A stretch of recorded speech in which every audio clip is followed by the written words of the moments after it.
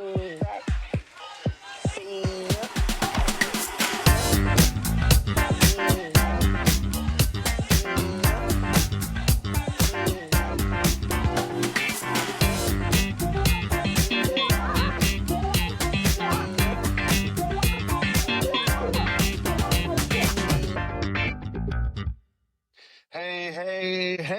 welcome back to another episode of Dirt Diamond Sports. I'm Ryan, as always, with my man Wally here. Before we get started, I do want to remind you to hit that subscribe button. Find us on your favorite favorite podcast app. I guess it could be local. Or you can find us on Spotify, Apple Podcasts, or any other podcast app that you use. Wally, wow, man. So I've got four things here that I think we're going to cover on the show. Was the tweet more about the Cardinals being legit or the Astros being broken? Is Jordan covering for the offense or exposing it? Which is the fakest good team in the MLB right now, or at least out of a list of teams that we're going to do a little contender or pretender series? And as part of that, are the Pirates actually the surprise team we should start? My goodness, if I could talk tonight. Are the Pirates actually the surprise team we should start taking seriously in 2026? Wally, this was not the home series against the Cardinals that we were hoping for. We talked last Sunday that we felt the Astros should go 4-2, at least to hold serve. Hopefully 5-1. More disturbing than the losses is how they're losing. In most of these games, especially against the Cardinals, they're not competitive. They're making mistakes that losing team makes. When you want to take a look at why the Astros are losing games, aside from what we've talked about with the pitching and the walks, etc., is the things like with a man on in the 10th inning, you've got a man on first and third. You get a ball and get a softball hit, and Dustin Harris, who just got picked up from the White Sox, counts off the run, a potential run.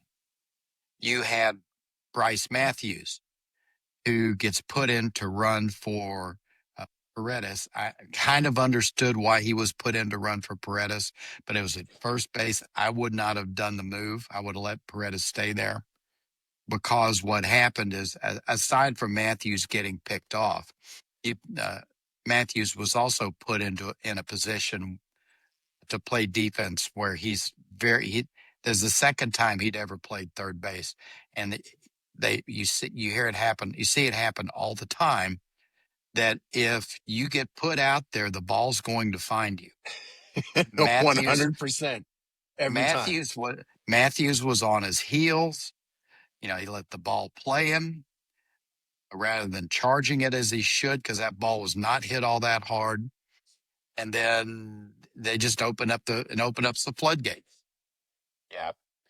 Yeah, this was the tale of three different types of losses for the Astros. For me, that was the thing that was more frustrating, was that it wasn't like they're getting beat the same way every game, and we can see a trend here necessarily, and you kind of look at it and figure out, hey, this is kind of what they've got to do to fix it.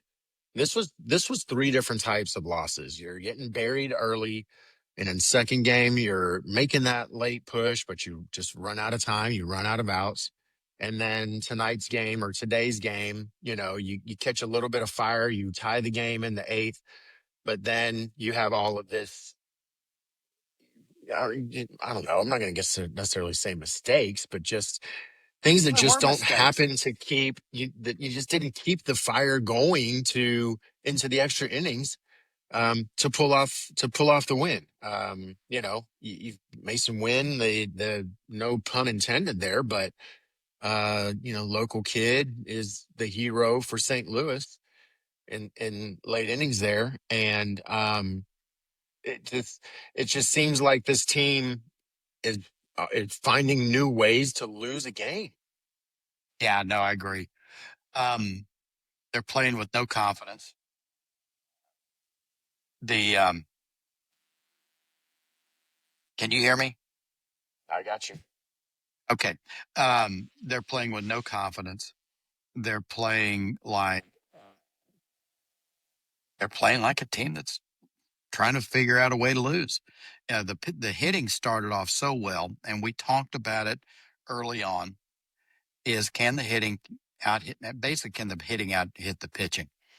The hitting was not great this series, and the Astros just don't have the pitching to step up when the bats aren't scoring 8 runs a game. They had a 6.75 ERA this series. Now against the Rockies, it was 3.33. Neither series did the bats really, unless you're named Jordan Alvarez. And Altuve, they had a really, really good game today. When you look at for the Cardinals series, Altuve hit 286, had 7 total bases. Alvarez hit 357 with 12 total bases, and Taylor Trammell hit 417. Now, Trammell is the one guy I can look and say he stepped up and he's played well. He, Yeah. he's outplayed what you thought he. Yeah, and I think Joey Loperfido was another guy that you could add to that list before before he got hurt. Cam's doing his thing, but I don't know, man. What is Bryce Matthews doing on this team right now? I mean, obviously you've got no other choice. You're grabbing Yeah, guys that aren't good enough for the Chicago freaking White Sox and putting them on your major league roster the next day. Um, it's brutal, and not to hit the whole injury bug cliche talking points again. It's a matter of fact. This team is beat up, but we keep going back to the fact that you still have a core, true heart of this lineup. That again, aside from mostly Jordan Alvarez, is pretty paltry. yeah. No, all of a sudden they quit hitting, and when people say, who would you bring up for Matthews? I'm pulling it up right now of who played tonight for for Sugarland. They're guys that you've got C.J. Alexander. He can't play. He's a first baseman outfielders. Are you going to play Kevin Biggio? He's hitting 132 in In AAA. there you in Triple Yep. A. Unruh, no one knows who Unruh is, and he's hitting 153.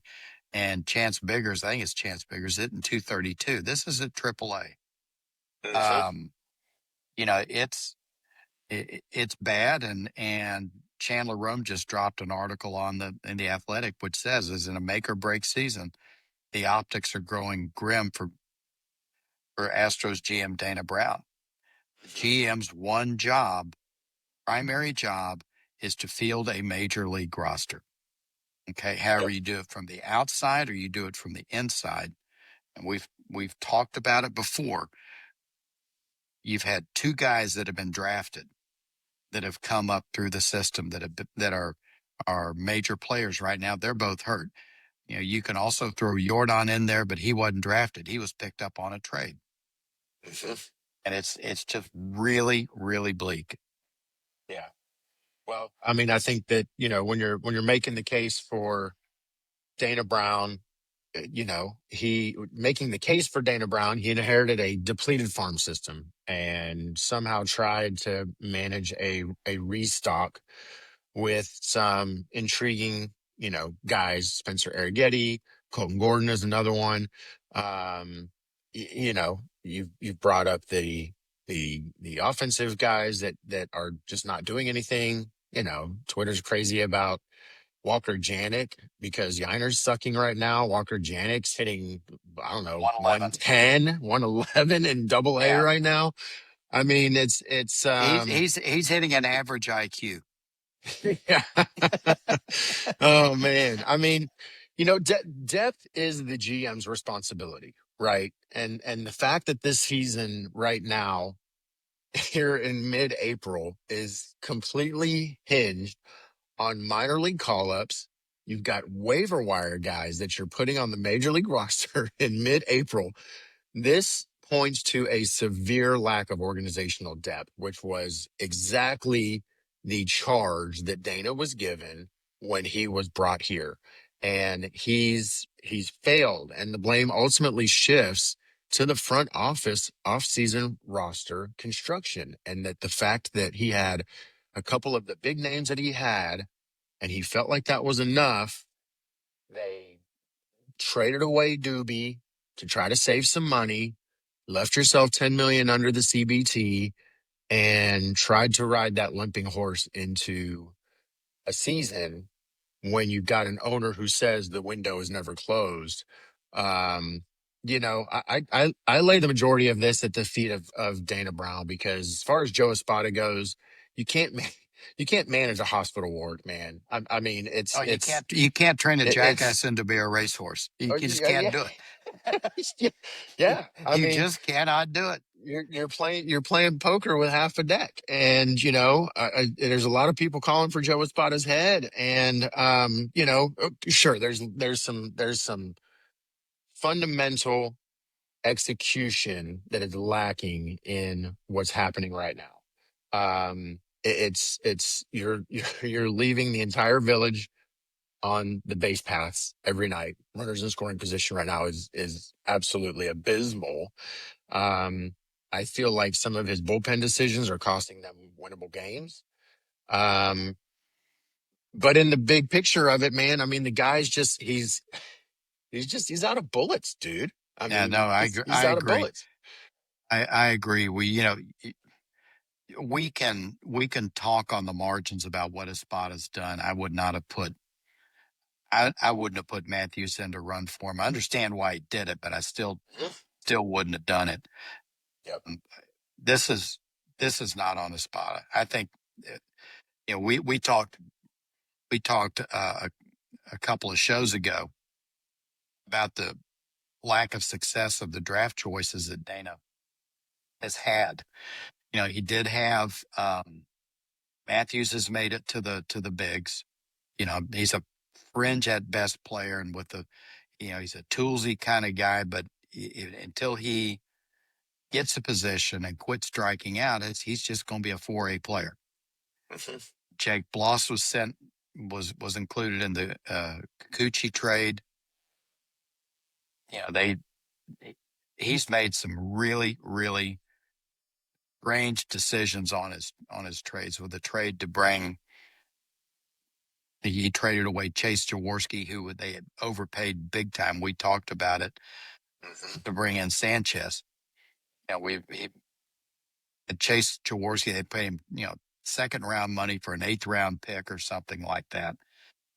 And then you traded for Jesus Sanchez, who then you flip for Loperfido, who you just traded for getting to get Kikuchi. Now, if that all sounds absurd, it's because it is. Yep. It Yep. just is. And Dana is, you can make some excuses for Joe. Dana's got, the shade tree is losing all its leaves for Dana. There's no place for him to hide. Yep. 100%. Yeah, it's pretty glaring that the situation that the Houston Astros are in, again, if you want to just really wrap it up in a pretty bow, is lack of There's organizational nothing. depth. There's nothing pretty. Yep. Yeah. Well. Astros are on a fit. The Astros are on a 56 win pace right. Yep. Yeah. It's ugly. 139 games left in the season, and this is not looking great. Um, the bright spot, Jordan Alvarez. Really, I mean, by Sunday, That's it. he's led MLB in the homers and RBIs. He homered in all three games this series. Do you feel like Jordan is carrying the lineup, or is the lineup failing to cash in around him? Well, Is he It's exposing the lineup. Well, Jordan, when you look at what Jordan did, he had 5 hits, he had 3 home runs. All right, he had 2 home runs and a double. I got him for 2 home runs, but 12 total bases. Uh, you know, he does. He and Altuve are the only guys that really hit, and that you would expect. Those guys, what those guys do, are exposing the fact that no one else is producing. Yeah. Yeah, Yeah. they started off well. Why are pitchers? Why There's are pitchers still throwing the ball to those guys right now? I just can't. It's oh beside. yeah, I'm just beside myself. I can't figure it out. and one I thing mean, I would they say pitched the to your they pitched to Jordan today with 2 guys on. He was the tying run, and they were still pitching to him. I just well, couldn't believe it. yeah, the strikeouts are more than in the strikeouts for this series were about 24%. They are Mhm. seeing 4.5 pitches per plate appearance, which is better than it was last year. So that tells me they're seeing the approach is still there. That the whole team right now just feels like there's a cloud over their head, and it's like everybody's waiting for something bad to happen. Yeah. And if you do that, it will. Well, and I guess that's probably the part that a lot of people that are calling for Joe Espada's head, or at least fussing about Joe Espada. This is the part of Joe Espada's job that a lot of people feel as though he's losing at, and that is the clubhouse. This isn't the first time we talked about Joe Espada and potentially losing the clubhouse. But I feel like there is some validity to that talking point of what is Joe Espada doing in the clubhouse, and why is this team feel like they're the the Oakland A's of a couple of years ago. There doesn't seem to be any fire, any urgency, anything that really kind of makes you feel like there's somebody in that clubhouse saying, guys, what the heck is going on? Let's do this. You're better than this.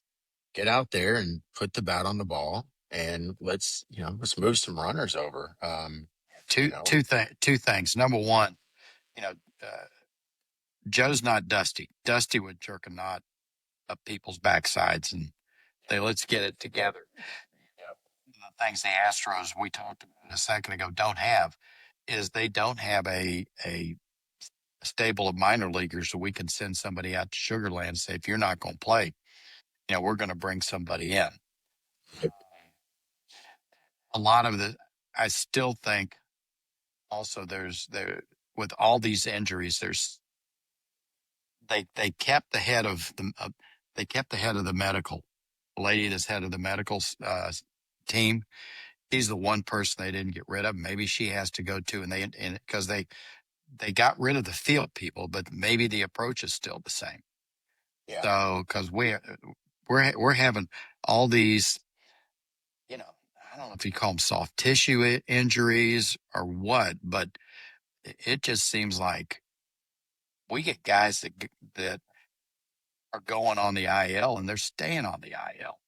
yes, Haters on the 60 day.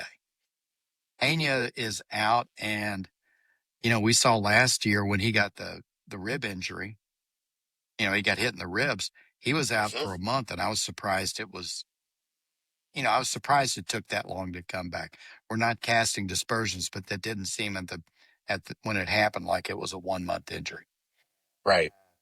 Well, now, Yeah. Joe Espada said that Joey Loperfido is going to be probably spending some time. They only put him on the 10-day, but his exact words were spending some time on the IL. There seems to be a common theme when it comes to how this team is prepared physically. This has been a trend over the last three 3 years, years at least, for sure 3 years. three I mean, plus years anyway. 2022 they were pretty healthy, but you know, um, and it's a thing. I mean, Chandler Rome talks about it all the time. Good luck trying to get any information from the training staff or from anybody when it comes to injuries. And, you really just find out the breadth of it whenever they say, oh, well, guess what? Yeah, we put Loperfido on the 10-day IL. It wasn't just a, in-game tweak. Well, So it's couple an issue that's always kind of been at the forefront of the Astros when it comes to, to physical disclosure, I guess. yeah, the Tucker thing was the worst. He fouls a ball Yeah. off his leg. Oh, Yep. it's a bruise. No, it's a broken leg. Yeah. Yeah. It's kind of like Monty Python and the Holy Grail with the Black Knights. It's just a flesh wound. Yeah. Well, I mean, hey, look at the debacle that Carlos Correa dealt with after leaving the Astros. Nobody knew the extent of his injury while he was a Houston Astro, which again, it didn't really come up, but even still, he left the Astros and then all hell breaks loose because Well, he finally some broke his foot. disclosure came. Yeah, finally some Yeah, he disclosure broke came his out foot about it. and he broke his foot at Lancaster. Yeah. You slide Yep. into third base, he broke his ankle, and so that's been following him around since. Yep. Um, but anyway, we can talk about this all night. Yeah. They're going to We Cleveland. could. They're going to Cleveland. The Astros are going to Cleveland. That's going to be a tough trip. It'll be pretty It's brutal. baseball is a funny deal. If you can, you go there. Like Cleveland came here last year on a 10 game slide. They left Mhm. here on a 3 game winning streak that took them to the Central Division Championship. The Astros have Arrighetti against Saccone.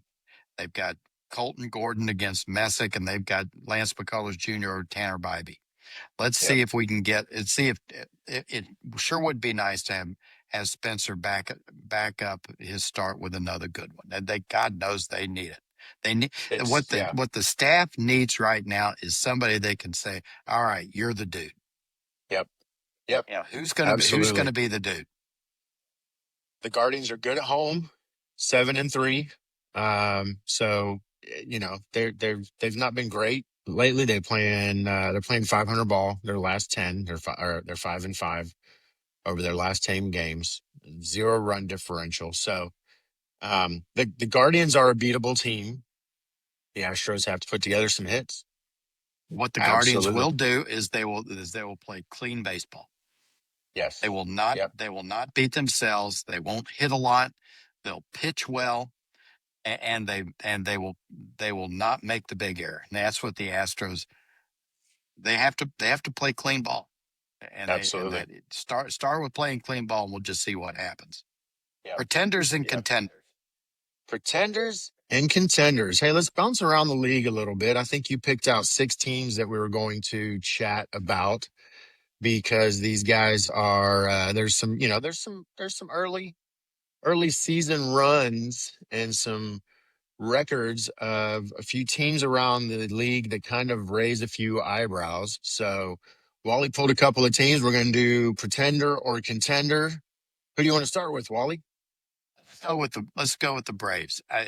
The Braves have been my biggest surprise on the team because when you had the pitching they lost early in the season, it, I thought it was going to be a real tough year, and they've been by far the best in the AL East. They've got a 55 run differential in the positive way. The only team in the division has done it. They're a contender. So far I've been wrong, and they've really played well. The pitching has been outstanding. They're second in baseball in batting average and OPS, scored first in runs. The pitching has been great. The guys like they bought Dubon over from the Astros, and he stepped in when Ha-Seong Kim got hurt. Ha-Seong Kim got hurt and has played a credible shortstop. Is hitting about 358. Yep. The Braves pitching is first in ERA. It's second in WHIP. Guys like Drake Baldwin, Olson, and Matt Olson have pitched great. Sales pitched well. Bryce Elder has been the real surprise, and Iglesias, their closer, has got a 0.0 ERA. So um, they're a contender because that performance is not going to drop off. precipitous. I'm buying the Braves. I'm buying the Braves as well. 15-7. Their run differential now is 57 as of tonight. That game is over. So 15-7 with a 5-game winning streak. Yeah, I'm buying the Braves too. It's not 55, 57. That run differential is not smoke. And I think that that's the And if the biggest reason Braves to buy them. and if the Braves get into a brawl like they did, Walt Weiss is like an old style wrestler. He took down that dude yesterday like it was WWE. Last Man, week. that was That was that was classic. something. That was something for sure. Absolutely. That was All great. right. I think the next one you had on the list was the Pittsburgh Pirates. Yeah, Pirates have a plus 25 run differential. Yeah, for them it's all about their pitching. The pitching is going to be has been good and should be good. They're third in ERA, and interestingly enough, 14th in baseball in WHIP, which tells me is that these guys know how to pitch with guys on base. They know how to get themselves out of trouble. Yeah. You've got Skeens, you've got Mitch Keller. They've got a closer by committee, and they're going to be a contender. When we say contenders, we're not saying they're going to be a playoff team per se, but they're going to be there. I expect Mhm. the Pirates to go out and try to find a closer because they've Yeah, got I think they and because yeah, they've got having bringing Connor Griffin up is big in a couple of ways. A, the kid seems like he's ready. And secondly, it settles everybody down. You can have, I think IKF plays for them still. mhm. And that means he can move around like Dubon did. Yeah. Yeah, I'm buying the Pirates too. I think in, what we said on the last pod, which the best division in baseball right now, surprisingly, the National League Central, which was not something that either of us had on our bingo card. No, They're not just surviving close games and just winning close games either. You said it, a 25 plus 25 run differential. That says that they've actually been the better team more often than not. And I think that when you look at what they've got going on, um, it's a team that's got some resilience and they've got some roster functionality. I think this team is young. They're hungry. They've got schemes for now, and they have a reason to win. And I think that I'm buying the Pittsburgh Pirates. they also Absolutely. brought in some vets with the chip on Yeah. their shoulder. Yeah, they sure did. They sure did. And to sign with Pittsburgh is kind of one of those things that, as a veteran, just might not have been the first choice despite the money. But people are seeing there's something different going on up there in Pittsburgh, and I like to see it. I like to see it. All right, the next one I think we have on the list is the Reds of the city of Cincinnati, Ohio. Pretender or contender? I've got them as a pretender, although Tito might change that. They're last in baseball in average. They're last in OPS. They're second to last in runs. They're sixth in ERA, but 19th in WHIP, which says they're working out of a lot of trouble. Hmm. Only two guys they've got that are really uh, playing are you got Sal Stewart and Ellie De La Cruz to an extent. Average isn't great, but the slug is good, so his OPS is good. Gino Suarez has played okay. The pitchers have been good. Emilio Pagan has not been great as a closer, and now he's out with a hamstring issue they think is going to be not that big a deal, but just they're going to need to make a serious move or two to spark up the offense and and score more runs because they you can't be the last place run scoring team and expect to make the playoffs. Yeah, I think this is the flimsiest first place team in the MLB right now. I think are they still first right now? I Yeah, they're guess still after first. tonight, they're still They in won. first They won after today. tonight. Yeah. And so, but that negative run differential. it kind of pause as to, are these guys for real? So I have them listed as a pretender, but dangerous. I think this is a team that, they won three straight. They started 8-2 on the road. I don't think they're a fraud, but I don't think that there's enough foundation there for these guys to continue at the top of the National League Central, which again, you've got quite a few other teams in there that I think are serious contenders too. Yep. All right. The next two are from the AL West. These are two that I think we talk about kind of often, and probably will be talking about more often throughout the season here. Let's start with the Texas Rangers. Pretender or contender? Yeah. Yeah. I think the Rangers are going to end up winning the division. Um, I had them at 81 and 81, but, neither. Well, I say they're going to win the division. The Mariners are not dead yet, but the Rangers are definitely a contender. They're taking the place of the Astros, really, if you want to be quite frank.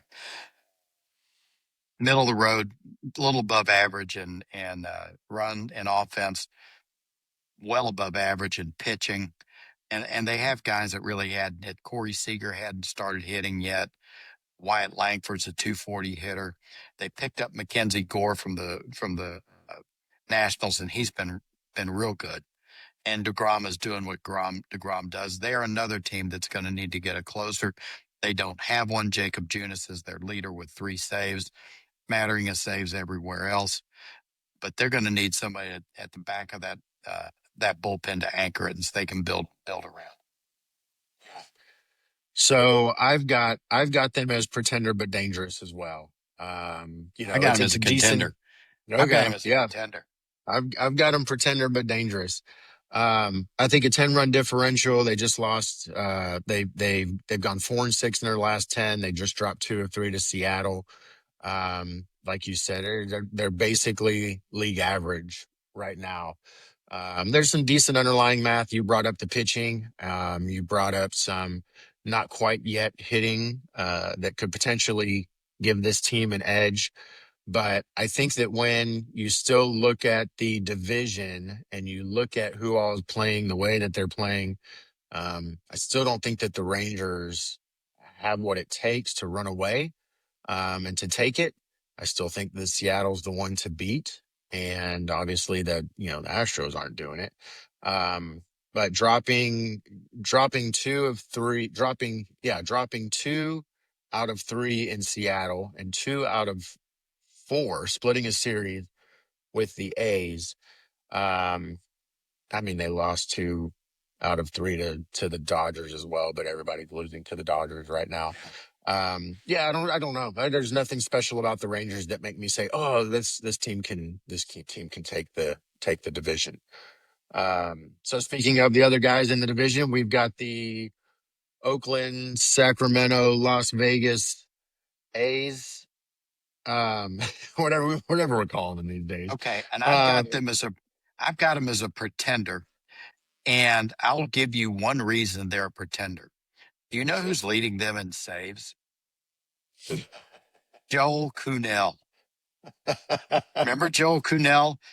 He was like he was one of the guys that looked like he was a bag, an airline baggage guy when he'd come off the come off the and he's bounced it bled, good for him. He's bounced around and he always seems to end up on a team and he's got a pension and all in all. And yeah. the A's pitching is looking at a 4.71 ERA. That's why I say they're a pretender.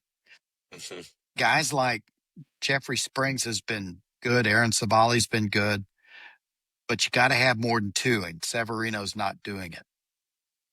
He's got an ERA. He's got a 6 ERA. Nick Kurtz has not started hitting yet. Anytime you come up with a second-year guy, you wonder, has the league studied film over the winter, and have they figured him out a little bit? And he's got to adjust. I think you're pretender but dangerous. Yeah, yeah, they could get hot. I just don't think I think the Rangers and the Mariners are going to be at the top of the division. I think the A's are going to be competitive. I think the Angels will fall off, and it's going to be between the Angels and the Astros to see who's in fourth place right now. Based on how people are playing right now, I don't buy the Angels being 500 right now. No, I don't either, and I think the A's are a pretender. When you look at their record versus the quality of their wins, this is the clearest mismatch in the division right now. I mean, a minus 19 run differential despite sitting tied for first place in the division. It's this is not a team that I think has the profile across the board that says that they will contend. So I'm not buying the A's, the record and the quality of wins with that minus 19 run differential. It's the same as the Astros minus 19 run differential. So it's they're finding ways to win games that are way too close, and they're losing blowouts. So I'm not buying the A's. Not buying the A's. It is early. It is early, but when you see the negative run differential over time, that eventually seems to come back to the buzzards come to roost. Yep. Yep. All right. The AL East. Atop of the AL East in second place is the Tampa Bay Rays with a 12-9 record. I don't know. They've won enough to matter, but they haven't outscored their opponents enough for me to fully trust. This is another one that's I kind of got the A's vibes from the Rays as Yeah, well. And I so was for me, about to say, they're a pretender. yeah, we can just buzz through the Rays. I say the Rays are pretender for the same reason that the A's are pretender. Yep. Yep. Their 6 game winning streak. During that winning streak, they only had a +2 win differential. So you win 6 games and you only come out of that with a +2 win differential. I don't know. Run differential. Yep. All right, man. Well, you got any final thoughts? What we're going into Cleveland. We've already kind of talked about what that's probably going to end up looking like. We don't have any news as far Yeah. as anybody coming back from injuries.